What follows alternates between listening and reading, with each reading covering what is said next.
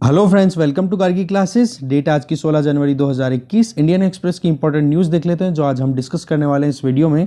देखो, front page पे वैसे कोई इंपॉर्टेंट न्यूज़ आई नहीं है, बट आपके लिए एक थोड़ी सी टास्क है, वो आप खुद ढूंढेंगे, क्योंकि मैं आपको केवल 3 से 4 बॉडीज़ के बारे में ही एक बार अभी बताऊंगा।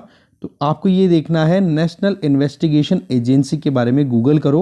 करना क्या है, नेशनल इन्वेस्टिगेशन एजेंसी यूपीएससी अपने आप को गूगल सजेस्ट कर देगा। अच्छे टॉप क्लास की जो भी टॉप जितने भी सजेशंस हैं उनमें से कोई एक ढंग से पढ़ लेना एनआईए के बारे में प्रीलिम्स पॉइंट ऑफ व्यू से। ओके, चलते हैं आगे। बार्क के बारे में देखो, हमने ऑलरेडी बात कर ली है, ठीक है, तो इसलिए आप रिपीट नहीं करेंगे प्रीवियस स्लाइड्स में, और पीपीटी अपलोडेड है, आप देख सकते हो। बार्क के बारे में पीपीटी आप देख सकते हो, जो टेलीग्राम का चैनल है उसको आप जाके देख सकते हो। राइट, चलते हैं नेक्स्ट पेज पे। पेज नंबर 3 पे कोई भी इंपॉर्टेंट न्यूज़ नहीं लगी मुझे। अब हम सीधे आ गए पेज नंबर 4 पे। पेज नंबर 4 पे हिमाचल प्रदेश ने अपने खुद का ही एक डिफरेंट पाथ डिसाइड कर लिया है कि किस तरीके से सीवेज की जो प्रॉब्लम है हिमाचल प्रदेश की जो सिटीज़ एंड टाउन्स है वहाँ पर उसको टैकल किया जा सकता है। तो sewage action plan Himachal Pradesh का डिफरेंट है, जबकि सेंटर ने अपनी तरफ से ऑलरेडी बहुत सारी गाइडलाइंस पॉलिसीज दे रखी है कि किस तरीके से सीवेज ट्रीटमेंट किया जा सकता है। ये पूरा आर्टिकल देखेंगे वर्ड बाय वर्ड, अच्छा आर्टिकल है, बहुत सी चीज़ें देखने को मिलेंगी। स्विच भी करेंगे पीपीटी पे, वहाँ पे कुछ कंटेंट हमें मिलेगा, देखेंगे डिटेल में, ठीक है। चलिए, इसके अलावा कोई इंपॉर्टेंट इस पेज पे न्यूज़ है नहीं। नेक्स्ट पेज पे देखते हैं। फिर हम सीधे आ गए एक्सप्लेन पेज पे। एक्सप्लेन पेज पे एक तो हम बात कर रहेंगे जल्लीकट्टू के से रिलेटेड। पॉलिटिक्स तो हमारे काम की नहीं है, बट प्राइड क्यों कल्चरली ये इंपॉर्टेंट एक इवेंट कंसिडर किया जाता है तमिलनाडु में, ठीक है। अच्छा आर्टिकल है, पूरा देखेंगे, इसमें इंपॉर्टेंट बातें हमारे लिए। एक हम देखेंगे इस एशियन हाउबरा के बारे में कि क्या ये एशियन हाउबरा या अफ्रीकन हाउबरा जो है वो दोनों एक ही फैमिली के हैं, अलग अलग हैं, क्या इसका आईयूसीएन में स्टेटस है। तो इस आर्टिकल में भी हम कुछ इंपॉर्टेंट चीज़ें एक्सेप्ट जो हैं वो पिक करेंगे एक दो पैराग्राफ से। चलते हैं आगे। इकोनॉमी पेज पे इतना कुछ इंपॉर्टेंट आया नहीं है, बट एक तो हम इस आर्टिकल को थोड़ा यहीं पे मैं आपको बताता हूँ कि मार्केट जो है यूएसए के स्टिमुलस प्लान के बावजूद, कल जो बाइडेन ने अपनी तरफ से अनाउंस किया था कि मैं $1.9 ट्रिलियन यूएस डॉलर का स्टिमुलस प्लान दूंगा जिससे कि इकोनॉमी में डिमांड बढ़ेगी। अब देखो, यूएसए में अगर डॉलर इन्फ्यूज़ किया जाता है ना, तो उसका असर फिर हमारे जैसे जो डेवलपिंग कंट्रीज़ का जो मार्केट है वहाँ पर भी दिखाई देता है, क्योंकि यूएसए में नंबर ऑफ डॉलर्स अगर इंक्रीज़ हुए तो वो डॉलर फिर आते कहाँ पर है, डेवलपिंग कंट्रीज़ में ज़्यादा पैसा कमाने के लिए लोग इन्वेस्ट करते हैं। बट आप देखोगे ये प्लान बताने के बावजूद एक मार्केट में एनकरेजमेंट होना चाहिए था ना, उसकी बजाय मार्केट डाउन गया। और इसकी वजह क्या है, चाइना में आप देख सकते हो कोविड-19 के केसेस फिर से आने लग गए हैं। तो ये अपने आप में बहुत ही बड़ा एक कंसर्निंग फैक्टर है कि ये क्या, अब मतलब कोविड-19 की जो फर्स्ट सेकंड थर्ड पता नहीं कौन कौन सी वेव्स आती चली जा रही हैं, रुक नहीं रहा है। तो पॉइंट यहाँ पर ये है कि यूएसए के स्टिमुलस के बावजूद भी ये जो फिगर बढ़ना चाहिए था, सेंसेक्स जो हमारा है, निफ्टी है, वो जंप करना चाहिए था, उसकी बजाय ये सब डाउन गए हैं। उसकी वजह क्या है, चाइना में एक और वेव आ चुकी है कोविड-19 की, ठीक है। तो ये मेन चीज़ थी। दूसरा आर्टिकल है, आप देखोगे कि आईएमएफ की जो चीफ हैं, ठीक है, क्रिस्टालिना जॉर्जीवा, ठीक है, क्रिस्टलिना जॉर्जीवा, इन्होंने ये कहा है कि इंडिया ने बहुत ही डिसाइसिव कदम उठाए हैं अपनी तरफ से पेंडेमिक को टैकल करने के लिए, और पेंडेमिक को टैकल करने के बाद में इकोनॉमी को बूस्ट करने के लिए। साथ में ये भी कहा है कि इंडियन गवर्नमेंट को थोड़ा और पैसा इन्फ्यूज़ करने की ज़रूरत है जिससे कि इकोनॉमी ट्रैक पे आ जाए। ओके, तो ये चीज़ बताई गई है। तो यहाँ पर हमारे लिए क्या आ जाता है काम का, ये आ जाता है आईएमएफ के बारे में पढ़ना। तो आप इसके बारे में ज़रूर देखोगे कि आईएमएफ एक ब्रेटन वुड, आप ऑलरेडी पढ़ चुके होंगे आई गेस, कि आपके जो फिक्स नोट्स है ना, देखो एक चीज़ मैं आपको यहाँ पर सजेस्ट करना चाहूँगा, जैसे आईएमएफ के बारे में यहाँ पर आ गई, तो आईएमएफ जैसे ही आया तो आप अपनी खुद की जो इकोनॉमी का जो भी आपका नोट्स है या फिर जो भी कंटेंट जिससे आप पढ़ रहे हो, वहाँ पर आईएमएफ के बारे में जितना दिया हुआ ना उसको रिवाइज कर लो, आप ज़्यादा बढ़िया रहेगा, बजाय कि गूगल करो पूरी डिटेल। हाँ, वहाँ पर ऐड ऑन करने की ज़रूरत पड़े तो आप देख सकते हो, बाकी आप चीज़ें वही रिवाइज करो जो आपने ऑलरेडी 2 4 5 एक बार या 2 बार कितनी बार भी पढ़ी हो, उन्हीं पर आप रिलाई करो। इससे क्या है, कंटेंट फैलेगा नहीं और कन्फाइंड मैनर में ही आप बहुत कुछ कवर कर लोगे। फिर ये जो आईएमएफ की चीफ है, इन्होंने ये बोला है कि आप देखोगे कि फार्म बिल्स जो लाए हैं ये कहीं ना कहीं बहुत पोटेंशियली बहुत ग्रोथ रजिस्टर करवाएंगे, बट इन्होंने ये भी कहा है कि सेफ्टी नेट भी दे दिया जाना चाहिए जो वल्नरेबल सेक्शंस हैं इन फार्म बिल की वजह से। तो ये तो चलो जनरल बात हो गई, इतना कोई इशू नहीं है, बट आईएमएफ के बारे में आपको देखना है। ओके, एक्सपोर्ट है वो थोड़ा सा बड़ा है हल्का सा दिसंबर में, तो ये मंथली बेसिस पे है, बिल्कुल काम का नहीं है। इसके अलावा और एक भी आर्टिकल स्पेस पे आर्टिकल इंपॉर्टेंट नहीं है। अब चलते हैं वर्ल्ड पेज पे। वर्ल्ड पेज पे कल इंडोनेशिया में अर्थक्वेक आया था, ठीक है, 42 जनों की डेथ हो गई, बहुत सारे 100 से ज़्यादा लोगों की इंजरी हो गई है, हंड्रेड्स मतलब कई सौ, राइट। बाकी और चीज़ें इतनी काम की हैं नहीं। हमारे लिए इस पेज पे जो इम्पोर्टेंट आर्टिकल है वो ये, जिसमें हम देखेंगे कि WMO वर्ल्ड मेटेरोलॉजिकल डिपार्टमेंट ने, मेटेरोलॉजिकल ऑर्गेनाइजेशन ने बताया है कि 2020 जो है वो 3 वार्मेस्ट ईयर्स में से एक है। देखेंगे इस आर्टिकल को, अच्छा आर्टिकल है, इसमें एक कॉन्सेप्ट आएगा ला नीना का, वो भी हम डायग्रामेटिकली समझने की कोशिश करेंगे, ठीक है। अब देख लेते हैं एक एक आर्टिकल को डिटेल में। फर्स्ट आर्टिकल है सीवेज एक्शन प्लान को लेकर के हिमाचल प्रदेश ने अपना खुद का एक डिफरेंट पाथ फॉलो करना शुरू कर दिया है, जबकि सेंटर ने अपनी तरफ से पुश दे रखा है। ये पहली चीज़ तो ये कि ये जो पुश है अपनी तरफ से गवर्नमेंट ने जो दे रखा है उसमें क्या गाइडलाइंस दे रखी है, FSSM, इसकी फुल फॉर्म होती है faecal sludge and septage management, ठीक है। तो इसमें हमें कहीं ना कहीं देखने वाली बात है ये टर्म समझने की। देखो फीकल स्लज, जो हमारी घरों से जो भी वेस्टेज निकलता है, जो भी एक्सक्रेटा होता है हमारी बॉडी से निकलता है, वो सारा जा करके कहाँ पे इकट्ठा होता है, सीवर लाइन में। अगर आप अर्बन एरियाज़ में रहते हो तो, और गांव में रहते हो तो ये इतना मैटर आपके लिए कंसर्निंग नहीं होता, बट फिर भी जब से स्वच्छ भारत मिशन आया है तब से आप देखते हो कि कितनी अलर्टनेस आ चुकी है, कितनी अवेयरनेस आ गई है। तो जो फीकल स्लज है, जो एक एक्सट्रेटा है, जो जितनी भी गंदगी निकलती है घर से वो, और उसके बाद में उसका जो मटेरियल है उसको अगर थोड़ा बहुत प्रोसेस कर दिया, या फिर आप कह सकते हो एक जगह इकट्ठा हो गया सारा का सारा, और उसको फिर मैनेज करना, उसके लिए प्रोग्राम कहीं ना कहीं गवर्नमेंट ऑफ इंडिया के द्वारा चलाए भी जा रहे हैं, और गवर्नमेंट ने अपनी तरफ से बहुत सारे काम भी किए। इसमें देखो एशियन डेवलपमेंट बैंक और गेट्स फाउंडेशन, ठीक है, ये मिलकर के कंट्रीब्यूट भी करते हैं, बहुत अच्छा खासा फंड प्रोवाइड करते हैं। कहने का मतलब सैनिटेशन के लिए फिलेंथ्रोपिस्ट का हमारे यहाँ पर बहुत कुछ कंट्रीब्यूशन है, इंटरनेशनली भी अगर देखा जाए तो। अब देखते हैं हुआ क्या है। देखो हिमाचल प्रदेश ने अपना एक sewage management action plan propose किया है, जो कि कंट्रास्ट में है जो मॉडल सेंट्रल गवर्नमेंट ने सजेस्ट किया है और इंटरनेशनल कंसल्टेशन के बेसिस पे।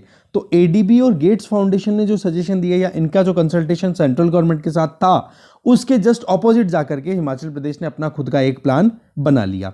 अब आप देखोगे जो 4 ईयर का प्लान है, ठीक है, 4 ईयर का प्लान सेंट्रल गवर्नमेंट ने ऑलरेडी दे रखा है कि एक एक इंडिविजुअल सेप्टिक टैंक सॉल्यूशन बनाए जाएंगे। हर घर के बाहर जो भी जो टैंक होगा वहीं पे इकट्ठा कर लिया जाएगा, जो भी फीकल स्लज होगा वो सारा का सारा, और वहीं पर सॉल्यूशन निकालने की कोशिश की जाएगी। उसमें क्या होता है कि बाहर से कोई टैंकर आएगा, वो वैक्यूम बेसिस पे काम करता है, और वो सारा जो कचरा है, अगर मान लो कि टैंक फिल हो गया, सेप्टिक टैंक जो है वो फिल हो गया, तो वो इससे वैक्यूम से निकाल के ले जाएंगे, और जहाँ पर जो ट्रीटमेंट प्लांट लगे हुए हैं वहाँ पर ले जा करके उसका ट्रीटमेंट कर दिया जाएगा। तो ये तो देखो सेंट्रल गवर्नमेंट ने बताया, और ये अर्बन एरियाज़ के लिए बहुत इंपॉर्टेंट, जैसे हिल स्टेशन। अब दूसरी तरफ जो आप देख सकते हो हिमाचल प्रदेश जो कि एक हिल स्टेट है, वहाँ की सरकार ने क्या प्लान कर दिया है, बोला कि एक पाइप्ड अंडरग्राउंड नेटवर्क तैयार कर देंगे, जो सिवर लाइन होती है ना लंबी लंबी, बोलो वो तैयार कर देंगे। जबकि हिल स्टेशन में सेंट्रल गवर्नमेंट के हिसाब से क्या होना चाहिए था कि इंडिविजुअल सेप्टिक टैंक्स जो है वो उनके हिसाब से हम प्रॉपर एक तरीके से एक एक इंडिविजुअल टैंक की जो प्रॉब्लम है उसको सॉर्ट आउट किया जा सकता है। देखो पिछले 4 सालों की अगर बात करें तो स्टेट ने अपनी तरफ से जो भी काम किया है, जैसे faecal sludge management, faecal sludge and septage management, उसको कहीं ना कहीं साइडलाइन करते हुए काम करने की कोशिश की है। ये अपने आप में एक डिसेंट्रलाइज सॉल्यूशन था कि सेप्टिक टैंक्स को वहीं की वहीं पे काम कर लिया जाए, और सेंटर ने इसी को पुश किया था, सेंटर की तरफ से सपोर्ट भी आया। और 2017 में आप देखोगे FSSM पॉलिसी भी आ गई थी। तो एक तो ये लाइन इंपॉर्टेंट है यहाँ पे कि FSSM पॉलिसी कब आई थी। FSSM का मतलब क्या, faecal sludge and septage management policy 2017, ठीक है। साथ में आप देखोगे 2017 के टाइम पे national mission for clean Ganga, ये भी बहुत ज़्यादा हाइट पे पहुंच गया था। तो कहने का मतलब ये है कि अल्टीमेटली पॉइंट ये था कि ये जो फीकल स्लज की प्रॉब्लम है, इसको सॉर्ट आउट करने के लिए सेंटर के पास ऑलरेडी प्लान था।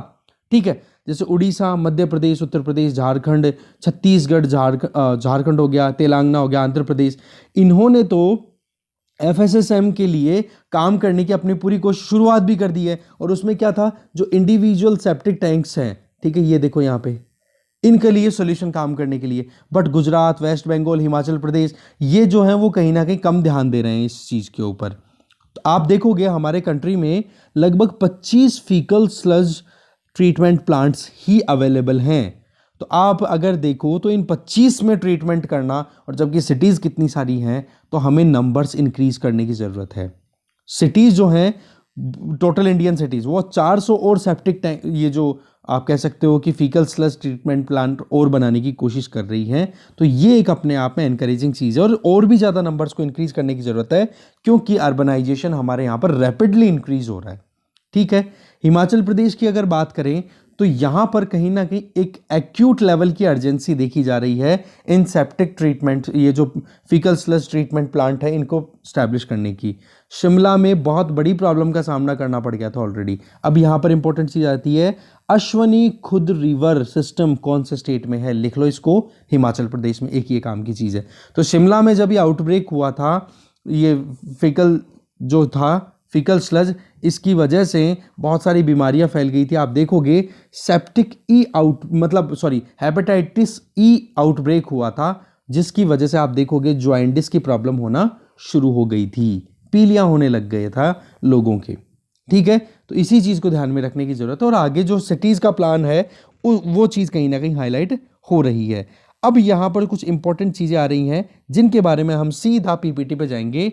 एक तो देखो ओडीएफ के बारे में देखेंगे, ODF plus, ODF plus plus, ये क्या प्लान्स है, एक तो ये देखेंगे। एक हम देखने वाले हैं अमृत के बारे में। ठीक है, तो ये क्या प्लान्स है, क्या प्रोग्राम है, कब शुरू हुए थे, क्या इनका टारगेट है, वो हम जानेंगे पूरा डिटेल में। इसके अलावा और चीज़ें वहाँ से थोड़ी स्पेसिफिक है, वो इस पर हमें ध्यान देने की ज़रूरत है नहीं। देखो, स्वच्छ भारत अभियान के अंतर्गत ही आता है ओडीएफ प्लस प्लस प्लान। ठीक है, और इसका सेकेंड फेज अभी करंटली चल रहा है। तो अब देखते हैं पूरा का पूरा क्या है हमारे लिए इंपॉर्टेंट चीज़ें। सबसे पहले हम बात करते हैं अमृत मिशन की। अमृत मिशन जिसको लॉन्च किया गया था 2015 में, और मिनिस्ट्री है इसकी हाउसिंग एंड अर्बन अफेयर्स। ये ध्यान रखना। पर्पज़ क्या था इसका? पर्पज़ ये है अभी करंटली कि हर एक हाउस होल्ड को access to a tap water, ठीक है, वाटर सप्लाई को इंश्योर करना, और एक सीवरेज कनेक्शन प्रॉपर वे में प्रोवाइड किया जाए। ठीक है, तो ये चीज़ हमारे लिए बहुत ही इंपॉर्टेंट जाननी है। इसके अलावा हम देखें, प्रायोरिटी जोन में मिशन मोड में काम किया जाएगा, जिसमें वाटर सप्लाई और सीवरेज कनेक्शन, पहले वाटर सप्लाई इंश्योर की जाएगी, फिर उसके बाद में सीवरेज कनेक्शन दे दिया जाएगा। इससे क्या होगा, सिटीज़ में डेवलपमेंट आएगा। दूसरा, ग्रीनरी को भी डेवलप करने का इसमें टारगेट है। ओपन स्पेसेस जैसे पार्क्स हैं, इनको भी मेंटेन करने का काम है। पोल्यूशन को रिड्यूस भी करना है, और उसके लिए आप देख सकते हो अलग से नॉन मोटराइज्ड ट्रांसपोर्ट को ऑपरेट करवाना या ज़्यादा से ज़्यादा प्रोमोट करना, जिसमें वॉकिंग, साइकिलिंग एट्सेट्रा को प्रोमोट करना अपने आप में आ जाता है। इसके अलावा अगर देखें इसके अमृत के क्या क्या इंपॉर्टेंट सेगमेंट्स हैं, वो अगर हम देखें तो एक बार चीज़ें वो ही रिपीट होती हुई दिखाई दे रही हैं, जिसमें जैसे कैपेसिटी बिल्डिंग हो गई, रिफॉर्म इम्प्लीमेंटेशन हो गया, वाटर सप्लाई, सीवरेज हो गया, सेप्टेज मैनेजमेंट। सेप्टेज का मतलब क्या होता है, जो सीवर टैंक में सेप्टिक टैंक होता है ना, उसमें जो गंदगी इकट्ठी हो जाती है ना सारी, उसको सेप्टेज बोल दिया जाता है। उसको मैनेज करना, स्टॉर्म वाटर ड्रेनेज, मान लो मुंबई जैसे सिटीज़ हैं, चेन्नई जैसी सिटीज़ हैं, वहाँ पर स्टॉर्म आते ही रहते हैं, उनके वाटर को मैनेजमेंट करना। अर्बन ट्रांसपोर्ट को, जिससे पोल्यूशन कम हो, कंजेशन कम हो, ग्रीन स्पेस, पार्क्स, इनको डेवलप करना जिससे कि पोल्यूशन लेवल को रिड्यूस किया जा सके। इसके अलावा आप देखोगे स्ट्रीट लाइट्स को एलईडी से रिप्लेस करना, उससे क्या फ़ायदा होगा, वही बात, एनर्जी कंजम्पशन कम होगी तो उतना ही उसका फ़ायदा है। ये देखो एक सेंट्रली स्पॉन्सर्ड स्कीम है, जिसका टोटल आउटले अगर देखें अमृत का, वो कितना है, 50,000 करोड़ रुपए, जो कि 5 सालों तक प्लान था, 2015-16 से 2019-20। अब 2019-20 तो गया, बट मार्च 31, 2021 तक फिर इसको एक्सटेंड कर दिया गया है, जिसमें आप देखोगे अर्बन रिन्यूअल देखा जाएगा 500 सिटीज़ में। ठीक है, इस तो मिशन को 31 मार्च 2021 तक एक्सटेंड कर दिया। अब ये सेंट्रल स्पॉन्सर्ड स्कीम है। स्पॉन्सर का मतलब क्या हो गया, सेंट्रल गवर्नमेंट के साथ में स्टेट का भी रोल होगा। तो स्टेट एनुअल एक्शन प्लान का भी प्रोविजन है, जिसमें स्टेट को सेंटर के इक्वलेंट ट्रीटमेंट मिलेगा।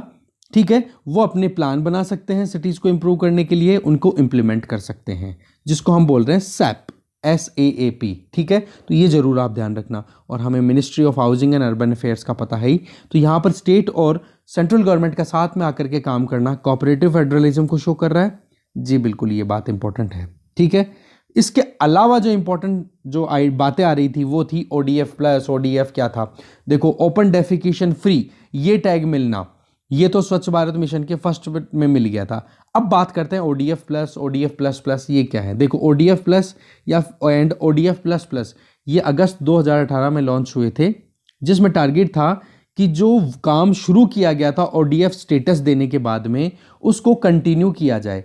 फेज 1 में ये दे दिया गया था ODF स्टेटस। अब फेज 2 में ODF प्लस और ODF प्लस प्लस पे काम किया जा रहा है। ठीक है, एलिजिबिलिटी अगर देखें, जिन सिटीज को ऑलरेडी ODF मिला हुआ है कम से कम एक बार, ठीक है, क्योंकि स्वच्छ भारत मिशन का पूरा प्रोसीजर आप देखोगे तो 2014 से लेकर के 2019 तक का पूरा 5 साल का था।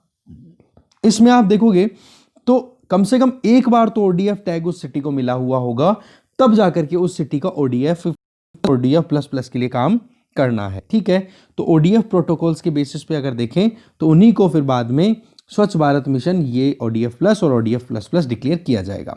इसका मतलब क्या होगा, देखो, ODF प्लस और ODF प्लस प्लस ये इनका एम क्या है, टॉयलेट फैसिलिटी को मेंटेन करना, सेफ जो एक्सक्रेटा है, जो भी गंदगी है उसको कलेक्ट करना, कन्वे करना प्रॉपर वे में, और उसके बाद में उनका जो सीवेज है, जो भी स्लज है, उसको ट्रीट करना और उसको डिस्पोज करना। ओके, तो ये सारे प्रोसेस देखे जाएंगे, तब जाकर के ODF प्लस और ODF प्लस प्लस की कैटेगरी में उन सिटीज को डाला जाएगा। ODF प्लस जो है वो फोकस करेगा टॉयलेट में पानी और उसकी मेंटेनेंस और उसकी हाइजीन को देख के बेसिस पे। ODF प्लस प्लस में फोकस किया जाएगा टॉयलेट में स्लज और सेप्टेज मैनेजमेंट भी है कि नहीं, इनके साथ साथ में ये और हो जाएगा। तो ये ध्यान रखना, ये बड़ी इंपॉर्टेंट लाइन है। ठीक है, ODF प्लस में तो दिया जाएगा टॉयलेट जिसमें पानी हो, पानी की व्यवस्था हो, मेंटेनेंस हो और हाइजीनिक वे में वो प्रॉपर्ली मेंटेन किया जा रहा हो। इसके साथ में अगर उस टॉयलेट्स में स्लज मैनेजमेंट और सेप्टेज मैनेजमेंट है वहाँ पर, तो उसको फिर ODF प्लस के बाद में एक और प्लस मिल जाएगा। ठीक है, अब देखोगे 2019 अगस्त में अनाउंस कर दिया गया था वाटर प्लस, एक और टारगेट।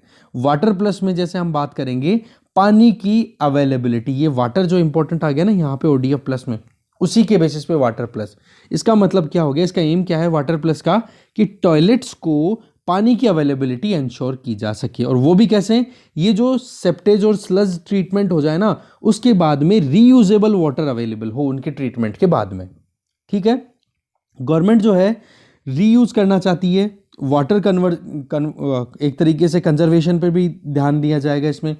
तो जल शक्ति अभियान शुरू किया गया है। तो इसमें यूनाइटेड नेशन का जो सस्टेनेबल डेवलपमेंट गोल 6 है, जिसमें क्लीन वाटर एंड सैनिटेशन का गोल है, वो हमें यहाँ पर अचीव होता हुआ दिखाई दे रहा है।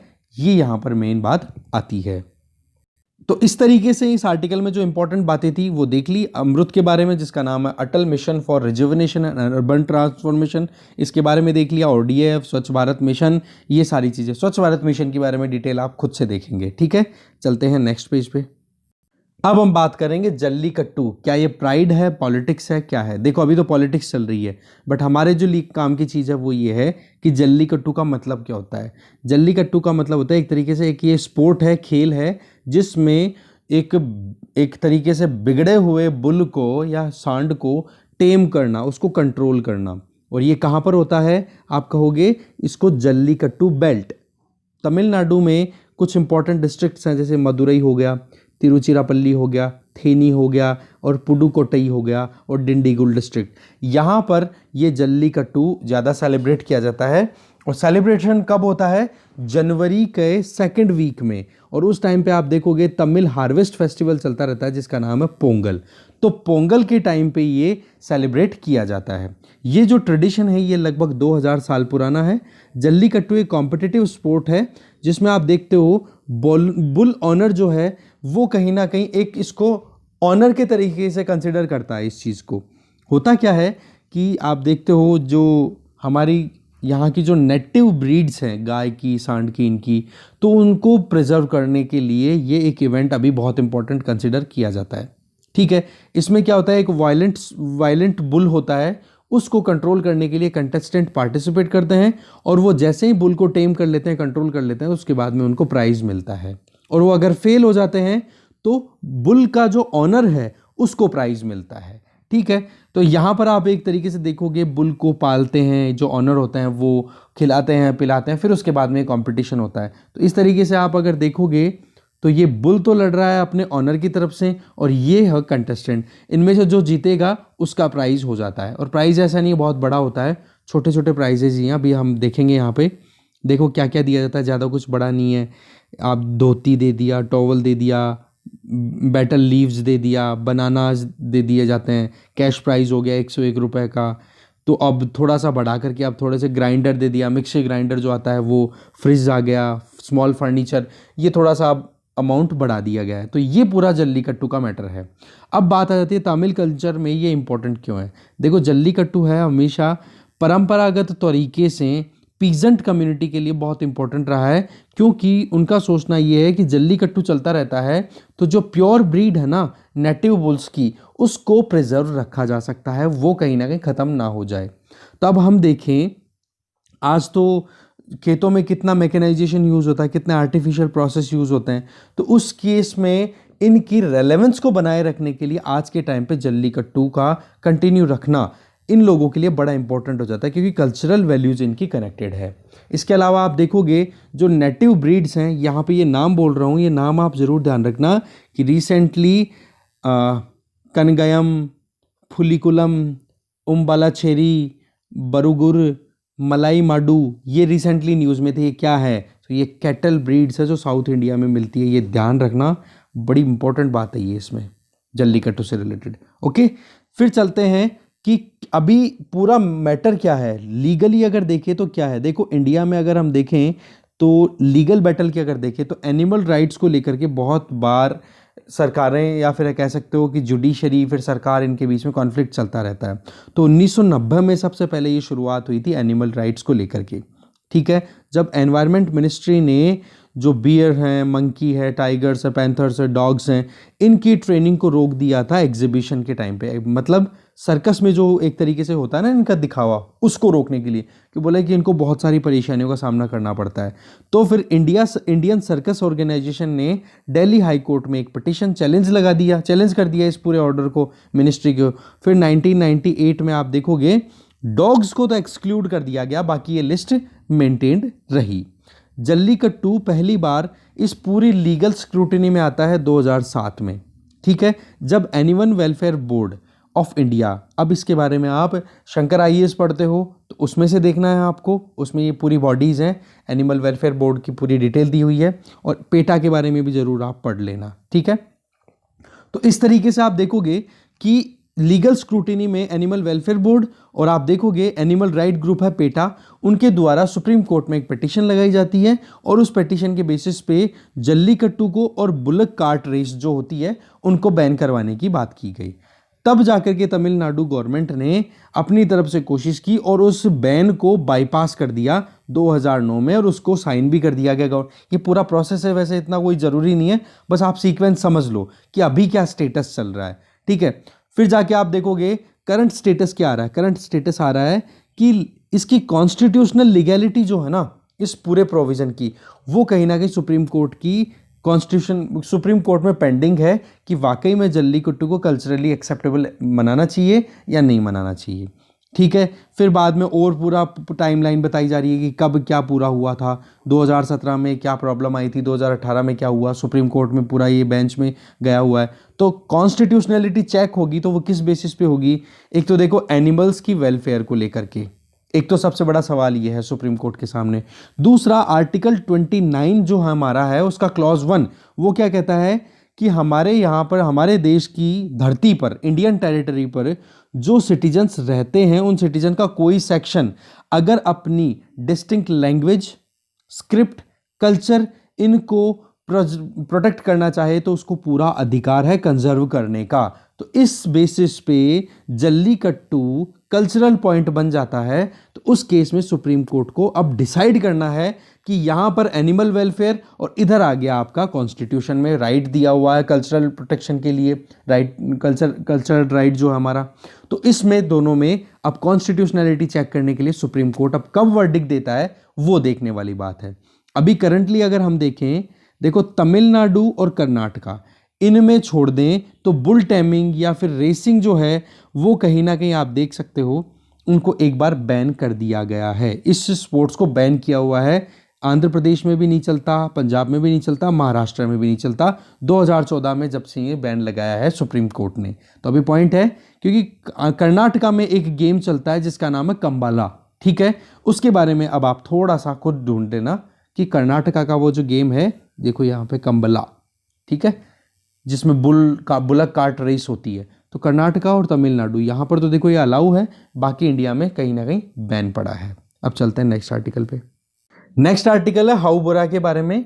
यूएई रॉयल्स आए हुए हैं पाकिस्तान में और उनको इनवाइट किया गया है कि आओ यहाँ पर और एशियन हाउबोरा को आप हंट करो। तो पॉइंट यहाँ पर आ जाता है हाउबोरा है क्या। देखो ये एक लार्ज टेरेस्ट्रियल बर्ड है। ये इस तरीके से जैसे आपने ग्रेट इंडियन बस्टर्ड देखा ना, बस उसी की फैमिली से बिलोंग करता है, ये मान के चलो आप, ठीक है। तो ये कहीं ना कहीं दो जगह इसकी जो दो स्पीसी हैं वो देख सकते हैं। एक तो मिडिल ईस्ट में मिलती है, एशिया में मिलती है, और एक अफ्रीका में मिलती है। मतलब मिडिल ईस्ट अफ्रीका वाली तो एशिया वाली तो एक है और अफ्रीका वाली एक है।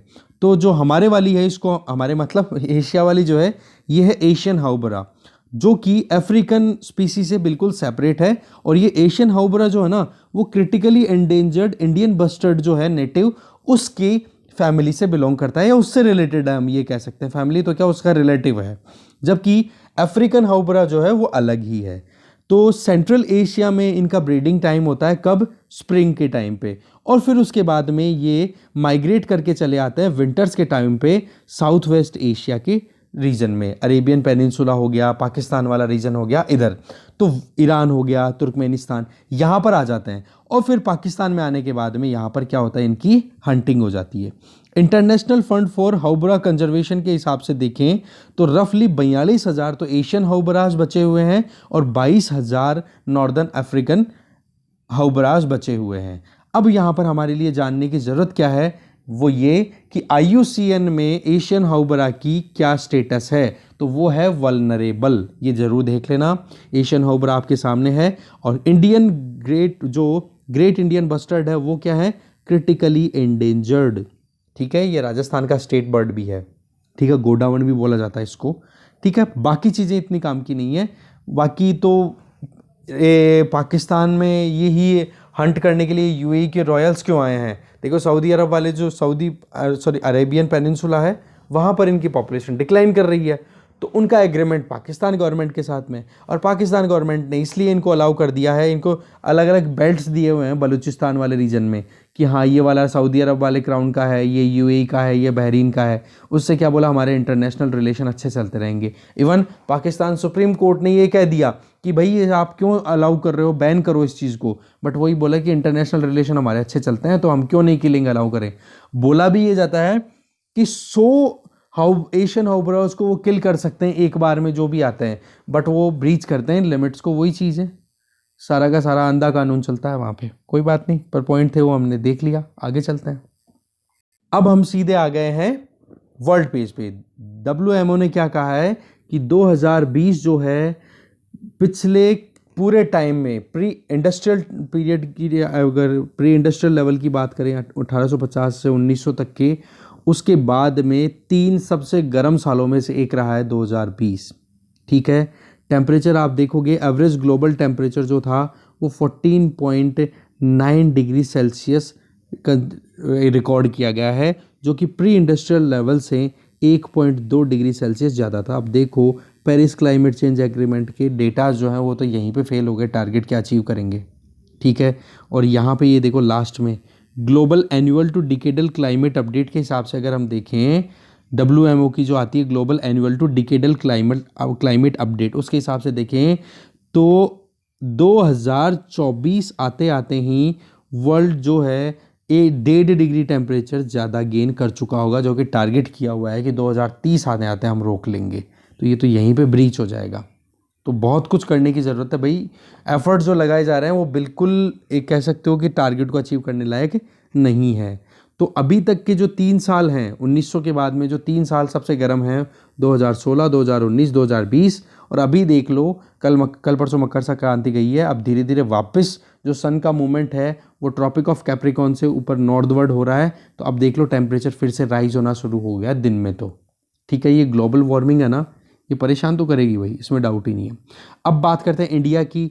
इंडिया को अगर देखें तो 2020 जो है वो 1901 के बाद में 8 सबसे गर्म सालों में से एक रहा है।